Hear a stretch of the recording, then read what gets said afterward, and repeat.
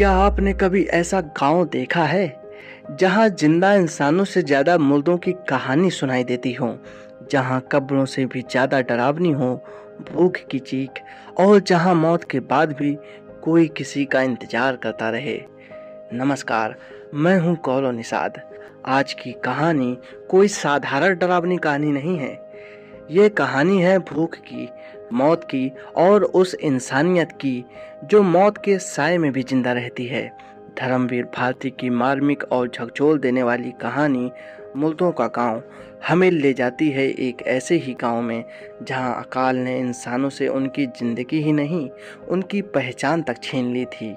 लेकिन उस वीरान गांव में एक ऐसी मुलाकात होती है जो यह सवाल छोड़ जाती है कि आखिर इंसान को जिंदा रखता क्या है, शरीर, भूख या किसी अपने के लिए बची हुई आखिरी उम्मीद। तो आइए प्रवेश करते हैं उस गांव में जहां हर तरफ मौत है, लेकिन एक रिश्ते की सांस अब भी बाकी है। सुनिए धर्मवीर भारती की कहानी, मुर्दों का गांव। उस गांव के बारे में अजीब अफवाहें फैली थीं। लोग कहते थे कि वहां दिन में भी मौत का एक काला साया रोशनी पर पड़ा रहता है। शाम होते ही कब्रें जम्हाइयां लेने लगती हैं और भूखे कंकाल अंधेरे का लबादा ओढ़कर सड़कों, पगडंडियों और खेतों की मेड़ों पर खाने की तलाश में घूमा करते हैं। उनके ढीले पंजरों की खड़खड़ाहट सुनकर लाशों के चारों ओर चिल्लाने वाले घिनौने सियार सहम कर चुप हो जाते हैं और गोश्तखोर गिद्धों के बच्चे डैनों में सिर ढांपकर सूखे ठूंठों की कोटरों में छिप जाते हैं। इसी वजह से जब अखिल ने कहा कि चलो उस गांव के भी आंकड़े तैयार कर लें, तो मैं एक बार कांप गया। बहुत मुश्किल से पास के गांव का एक लड़का साथ जाने को तैयार हुआ। सामने 2 मील की दूरी पर पेड़ों के झुरमुटों में उस गांव की झलक दिखाई दी। मील भर पहले ही से खेतों में लाशें मिलने लगी। गांव के नजदीक पहुंचते पहुंचते तो यह हाल हो गया कि मालूम पड़ता था भूख ने इन गांव के चारों ओर मौत के बीज बोए थे और आज सड़ी लाशों की फसल लहरा रही है। कुत्ते, गिद्ध, सियार और कौवे उस फसल का पूरा फायदा उठा रहे थे। इतने में हवा का एक तेज झोंका आया और बदबू से हम लोगों का सिर घूम गया, मगर फिर जैसे उस दुर्गंध से लदकर हवा के भारी और अधमरे झोंके सूखे बांसों के झुरमुटों में अटक कर रुक गए। सामने मुर्दों के गांव का पहला झोंपड़ा दिख पड़ा। 3 ओर की दीवारें गिर गई थीं और एक ओर की दीवार के सहारे आधा छप्पर लटक रहा था। दीवार की आड़ में एक कंकाल पड़ा था। साथ वाला लड़का रुका। ये निताई धीवर है। कहाँ? अखिल ने पूछा। वह लड़के ने कंकाल की ओर संकेत किया। वह धीवर था और गांव का सबसे पट्ठा जवान।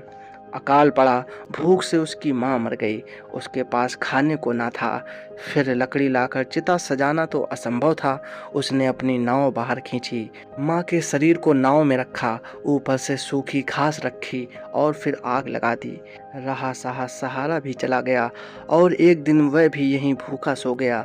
यहीं इसी जगह उसकी मां ने भी दम तोड़ा था। हवा का झोंका फिर चला और खोखले बांसों से गुजरती हुई हवा सन्नाटों में फिसल पड़ी। लड़का चीख पड़ा। वह सांस ले रही है। सुना नहीं आपने? कौन? वह जुलाहिन सांस ले रही है। क्या वाहियात बकता है? अखिल ने झुंझला कर डांटा। कौन जुलाहिन? आपको नहीं मालूम? वह सामने झोपड़ी है ना, उसी में जुलाहे रहते थे। उसमें से 3 भूख से मर गए, रह गए सिर्फ जुलाहा, जुलाहिन और उनका करघा। मगर भूख से उनकी नसें इतनी सुस्त थीं कि करघा भी बेकार था। उन्होंने पास के जंगल से जड़ें खोदकर खाना शुरू की। उनके दांत नुकीले हो गए जैसे सियारों की खीसें। जुलाहा बीमार पड़ गया। जुलाहिन जड़ें खोदने जाती थी। एक दिन जड़ें खोदते वक्त खुरपी उसके कमजोर हाथों से फिसल गई और बाएं हाथ की तर्जनी और अंगूठा कटकर गिर गया।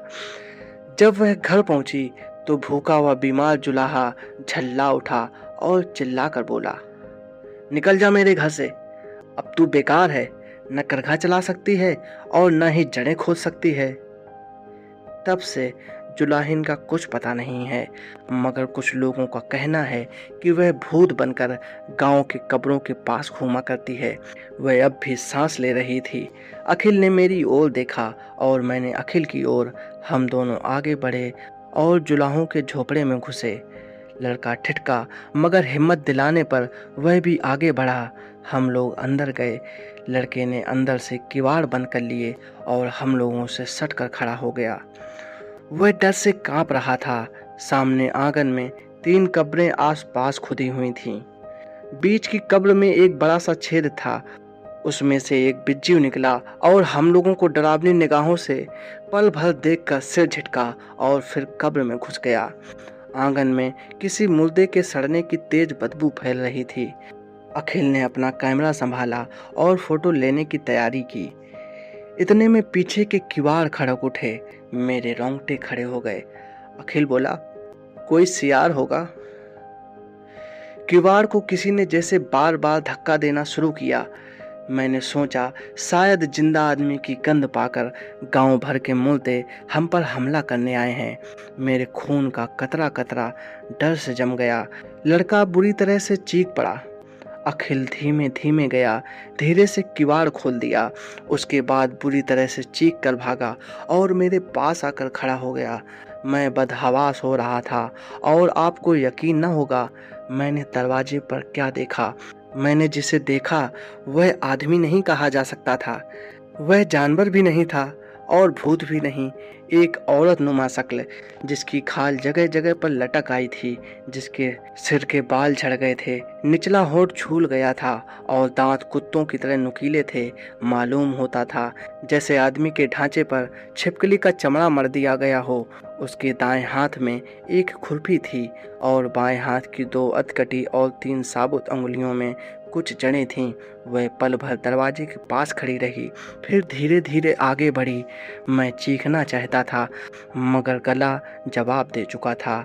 वह हमारे बिल्कुल पास आकर खड़ी हो गई, जड़ें जमीन पर रख दी और अपने 3 उंगलियों वाले हाथ को मुंह के पास ले जाकर कुछ खाने का इशारा किया। हम लोगों की जान में जान आई। वह भूखी है, वह आदमी ही होगी, क्योंकि भूख आदमियत की ही पहचान है। अखिल ने अपने झोले में से केला निकाला और उसकी ओर फेंक दिया। उसने केला उठाया और मुंह के पास ले गई, मगर फिर रुक गई, उठी और झोंपड़ी के दूसरी ओर चल दी। हम लोगों को कुतूहल हुआ। हम लोग भी पीछे पीछे चले। वह औरत सहन के एक कोने में गई। वहीं एक मुर्दा था जिसकी सड़ांध आंगन में फैल गई थी। देहाती लड़के ने उसे देखा और पहली बार उसके मुंह से आवाज निकली, जुलाहा, यही तो जुलाहे की लाश है। यह जुलाहिन उसे भी भूत बनाने आई है। जुलाहिन लाश के पास गई। लाश सड़ रही थी और उसमें चींटियां लग रही थीं। उसने केला और जड़ें लाश के मुंह पर रख दी और बहुत तेज से हंसने लगी। हंसी की आवाज मुंह से नहीं निकली, मगर खींचों को देखकर अनुमान किया जा सकता है कि वह हंसी होगी। दूसरे ही क्षण वह बैठ गई और मुर्दे की छाती पर सिर रखकर सुबकने लगी। यह जुलाहिन है, मगर यह तो कम से कम 70 बरस की होगी। 70 बरस? No, it is dropsy. देखते नहीं, जहरीली जड़ें खाने से इसकी नसों में पानी भर गया है, मांस झूल गया है। अखिल बोला, इस मुर्दे को हटाओ वरना यह भी मर जाएगी। उसके बाद हम लोग झोंपड़े के भीतर गए। पास में एक गड्ढा था, सोचा इसी में लाश डाल दी जाए। भीतर आए, लाश के पास से जुलाहिन को हटाया और उसकी लाश भी एक ओर लुढ़क गई। मैं घबरा गया, बेहोश सा होने लगा। अखिल ने मुझे संभाला। हम लोग थोड़ी देर चुप रहे। फिर मैं भारी गले से बोला, अखिल, उंगलियां कट जाने पर यह निकाल दी गई, फिर किस बंधन के सहारे, आखिर किस आधार के सहारे यह मरने से पहले जुलाहे के पास आई थी जड़ें लेकर, और क्यों आई थी? अखिल चुप रहा। मुर्दों के गांव की दोनों आखिरी लाशें सामने पड़ी थीं। अच्छा उठो, अखिल बोला। हम लोगों ने लाशें उठाईं और गड्ढे में डाल दीं। एक ओर जुलाहा, दूसरी ओर जुलाहिन। बांस के सूखे पत्तों से उन्हें ढांक दिया। मैंने भी अपनी उंगली से धूल में गड्ढे के पास लिखा, ताजमहल 1943, और हम चल पड़े।